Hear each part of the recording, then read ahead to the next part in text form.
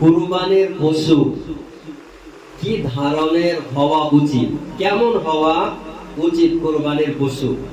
কুরবানির পশু তিন ধরনের হওয়া উচিত। এক নাম্বার উট, দুই নাম্বার গরু ও ছাগলের সব জাত প্রজাতি এর মধ্যে পড়ে।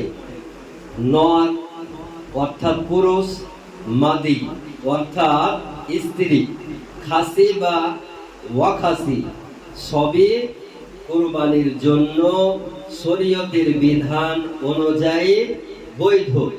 এদের মধ্যে শরীয়তের দৃষ্টিতে হুকুম একই, শরীয়তের বিধানে এটা জায়েজ।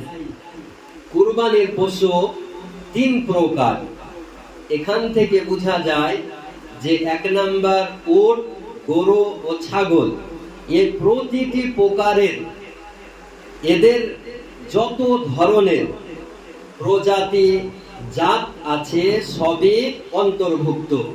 পুরুষ, স্ত্রী, খাসি বা ওয়াখাসি সবগুলোর একই বিধান। সর্বোত্তম কুরবানির পশু কেমন হতে হবে শরীয়তের বিধান অনুযায়ী? আপনি মুসনাদে আহমদ উঠিয়ে দেখুন, হাদিস নাম্বার 15494 এর মধ্যে উল্লেখ রয়েছে, নিশ্চয় সর্বোত্তম কুরবানি হলো সেটি যেটি বেশি দামি এবং বেশি মোটা তাজা। সেই কুরবানি হলো সব থেকে উত্তম। যে পশুর কান কাটা বা শিং ভাঙা, তার কুরবানি শরীয়তের বিধানে জায়েজ কিনা? জি না মুসলমান, যে পশুর কান কাটা বা শিং ভাঙা তা কুরবানি করতে শরীয়তের বিধান অনুযায়ী নিষেধ করা রয়েছে। কুরবানি আরবিতে উদহিয়া বলা হয়। আরবি শব্দ হলো উদহিয়া। কুরবানি কাকে বলা হয়? আল্লাহর সন্তুষ্টি লাভের উদ্দেশ্যে নির্দিষ্ট দিনে নির্দিষ্ট পশু জবাই করাকে শরীয়তের বিধান অনুযায়ী কুরবানি বলা হয়।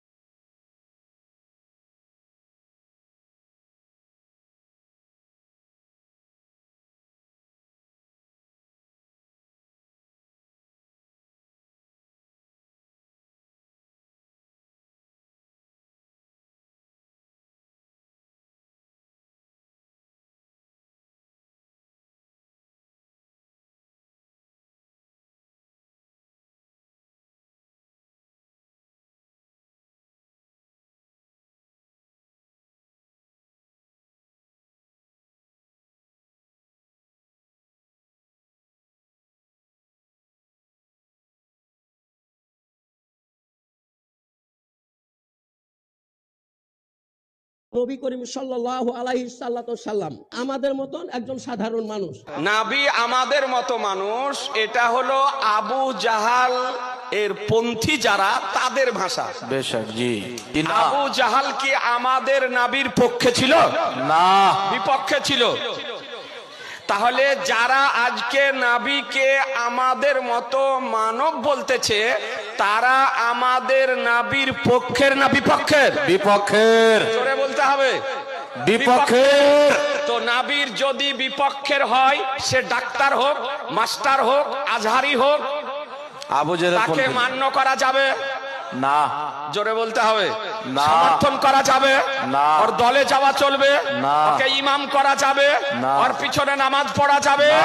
এ বেরাদার আর ইসলাম, আপনাদেরকে বলি দায়িত্বশীলতার সঙ্গে আজকে সুন্নি হানাফি মহাসম্মেলনের স্টেজ থেকে ঘোষণা করতেছি, আজ পর্যন্ত কোন ভ্রান্ত মতবাদ পোষণকারীদের পক্ষে কোরআন হাদিস ইজমা কিয়াসের আলোকে নবীকে আমাদের মতো মানব বলা প্রমাণ করতে পারেনি।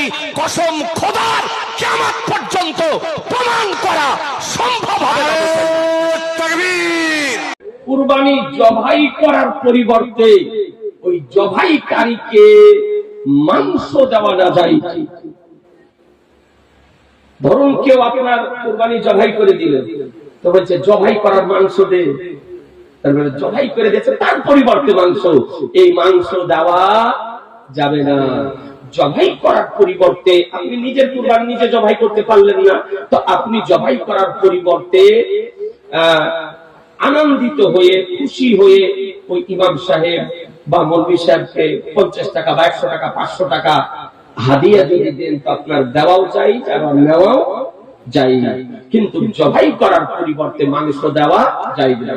তবে আপনার মসজিদের ইমাম, আপনার সম্মানিত ব্যক্তি, ঈদুল আজহার দিন আপনার আছে, আপনি তো আপনি আত্মীয়র ভাগ থেকে মাংসটা 3 ভাগে করেন না, তো আপনার আত্মীয়র ভাগ থেকে আপনি 1 পোয়া বা 500 আপনার ইমামকে আপনি দিলেন, আলহামদুলিল্লাহ, নাকি আপনার ইমাম, কিন্তু তাই বলে জবাই করার পরিবর্তে দেওয়া যাবে না।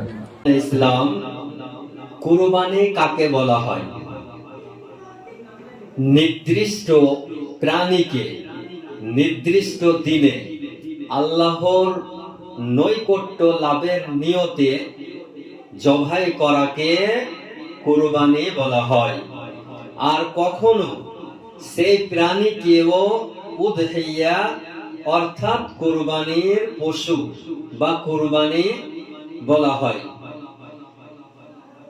কুরবানি হযরত ইব্রাহিম আলাইহিস সালাম এর সুন্নাত উম্মতে মুহাম্মাদীর জন্য বাকি রাখা হয়েছে, এবং আমার মহানবী সাল্লাল্লাহু তাআলা আলাইহি ওয়াসাল্লামকে কুরবানি করার নির্দেশ দিয়েছেন। মহান আল্লাহ বলেন, ফাসাল্লি লিরাব্বিকা ওয়ানহার, সুতরাং আপনার প্রতিপালকের জন্য আপনি নামাজ পড়ুন এবং কুরবানি করুন। এই আয়াতের ব্যাখ্যা আপনি উঠিয়ে দেখুন যে রব্বুল আলামিন তারই জন্য নামাজ আদায় করার কথা বলেছেন, এবং রব্বুল আলামিনের জন্যই কুরবানির কথা বলা হয়েছে। মূর্তি পূজারীদের বিপরীত যারা মূর্তিগুলোর নামে জবাই করে, এ আয়াতের ব্যাখ্যায় এক অভিমত এটাও রয়েছে, নামাজ দ্বারা ঈদের নামাজ বোঝানো হয়েছে, অর্থাৎ ফাসাল্লি লিরাব্বিকা, এই আয়াতে রব্বুল আলামিন ঈদের নামাজ বুঝিয়েছেন। আপনাকে আমি বলি, এই কুরবানি সম্পর্কে একটি মাত্র হাদিস তুলে ধরি। হাদিসটি তিরমিজি শরীফ, হাদিস নাম্বার 1498। এই হাদিসটি সুনানে ইবনে মাজাতেও উল্লেখ রয়েছে, এবং এই হাদিসটি মুসনাদে আহমদ বিন হাম্বলের মধ্যেও উল্লেখ রয়েছে, এবং এই হাদিসটি আল মুস্তাদরাক আলা সাহিহিনের মধ্যেও পাওয়া যায়। হাদিসটি কি? হযরত আয়েশা সিদ্দিকা রাদিয়াল্লাহু তাআলা আনহা থেকে বর্ণিত। আমার মহানবী সাল্লাল্লাহু তাআলা আলাইহি ওয়াসাল্লাম বলেছেন, কুরবানির দিনের আমলের মধ্যে আল্লাহর কাছে সবচেয়ে প্রিয় কাজ হলো পশু কুরবানি করা। কিয়ামতের দিন সেই পশু তার শিং, লোম ও খুর সহ উপস্থিত হবে, আর কুরবানির রক্ত জমিনে পড়ার আগে তা আল্লাহর কাছে কবুল হয়ে যায়। তাই তোমরা আনন্দের সাথে কুরবানি করো। তাহলে এই হাদিস থেকে দিবালোকের ন্যায় প্রমাণ হয় যে কুরবানির শিং, লোম এবং খুর সহ উপস্থিত করা হয়। এখন এক শ্রেণীর পাগল বেরিয়েছে, এরা আপনার কুরবানি কি বুঝে না, এবং এক শ্রেণীর ব্যক্তি বেরিয়েছে যারা মাংস ছাড়া কিছুই বুঝে না। কুরবানি একমাত্র আল্লাহর নিকটে প্রিয় কাজ হলো পশু জবাই করা, আর সেই পশু কুরবানির দিন সেই পশু তার শিং, লোম ও খুর সহ কিয়ামতের দিন উপস্থিত করা হবে। ব্রাদানে ইসলাম, আমাদের সকলকে যারা সাহেবে নিসাব রয়েছে তাদের উপর কুরবানি করা ওয়াজিব।